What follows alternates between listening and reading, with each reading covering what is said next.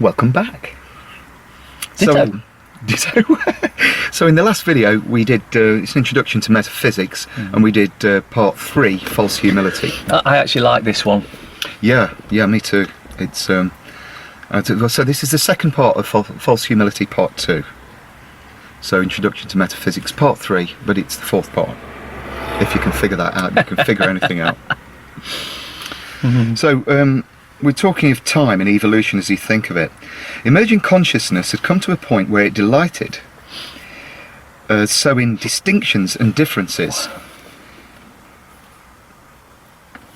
that even in small geographical areas, multitudinous groups, cults and nationalities were assembled, each proudly asserting its own individuality and worth over the others.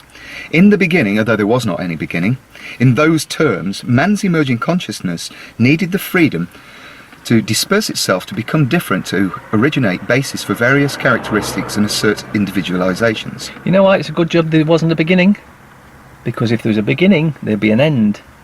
Well, then that, I mean, it would be all over, and all that is wouldn't be so-called creative anymore. No. So the theory of the Big Bang Theory is just Pollyanna hogwash. And their theory is, of course, a guess. Did you like that? Yeah. By Christ's time, however, some principle of unity was necessary by which this diversification would also experience a sense of unity and feel its oneness. Oneness. I like oneness. Christ was the symbol of man's emerging consciousness, holding within himself the knowledge of man's potential.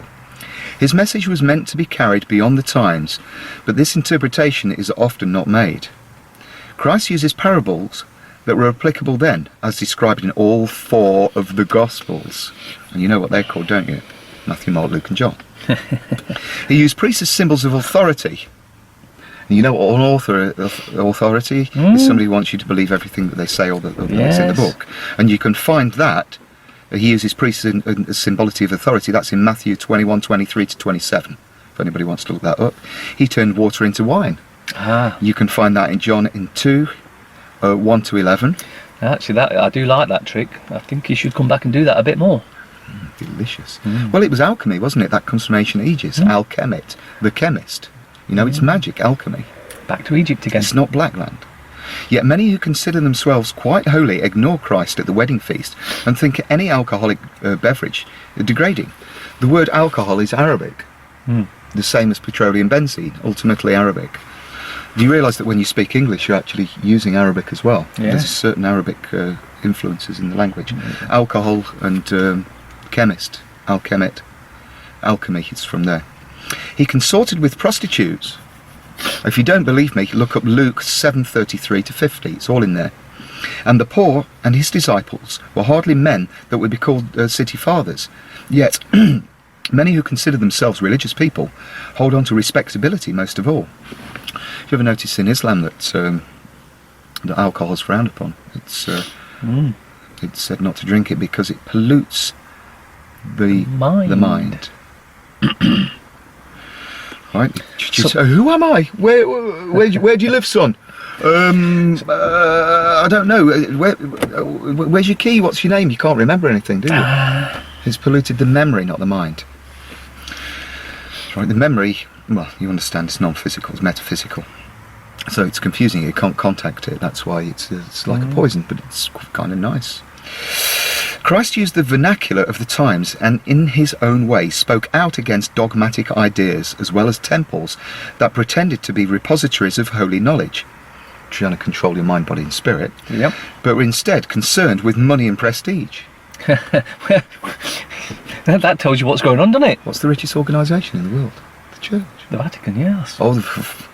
Yeah, if you want to find out where you can find that, it's in Mark 11:15 to 18. Yet many who consider themselves followers of Christ now turn against the outcasts that he himself considered brothers and sisters. He affirmed the reality of the individual over any organisation while still realising that some system was necessary. His whole message was that the exterior world is the manifestation of the interior one, that the kingdom of God is made flesh. Excuse me. There are indeed lost gospels. Written by men in other countries in that time, relating to Christ's unknown life. Oh, those 30 years where he disappeared. Yes. 2 episodes not given to the Bible. These formed a quite separate framework of knowledge that could be accepted by people who had different beliefs than the Jewish people at that time. The messages were given in other terms, but again they reflected the affirmation of the self and its continued existence after physical death. Love was always stressed. One of the Gospels is counterfeit. I have heard that. Yeah?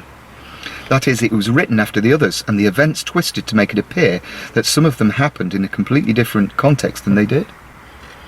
Yes, Rebellious Thorn says similar things, and also that there's at least one book missing. Regardless, Christ's message was one of affirmation. Okay? Affirmation, back to law of attraction. Which gospel is counterfeit? Because we're going to get letters about that. Oh yeah. Or emails. Oh yes. Well, we're going to end now. I'm going to talk about some other metaphysical aspect in another video. But I assure you, it was not Mark or John's. I take it like that you mean it wasn't Matthew, Mark, Luke or John, it wasn't Mark or John. It wasn't Mark or John's that was counterfeit. There are particular reasons why I do not want to specify now, okay? That's it for now, kids. We love you very, very much. Yes. So that's part 4, I think, isn't it? Well, I'll see. Yes, remember, love heals all, and love is what is going to Conquer all. change this planet back to what it was supposed to be in the first place, which was a planet of love. Let's all come back together. Let's all unite in unity of one, all there is, all it ever was, and all there ever can be. Our negative other selves, that is the one thing they desperately, desperately want to stop, is uniting, realising that we are all connected. You see, we're both positive. I'm not his negative of the self, and he's not my negative of the self. We only come with love, compassion. Those that don't come with love and compassion, or false humility. You understand? I don't stand under anything. Fairy snuff. That's all for now. Love you, everyone. Be nice to each other. Be nice to each other. Be nice to your brothers and sisters. And your neighbours. Yes. Well, they are your brothers and sisters. My neighbours have just been kicked out. Love. I hope to you all. find somewhere else. Love to all.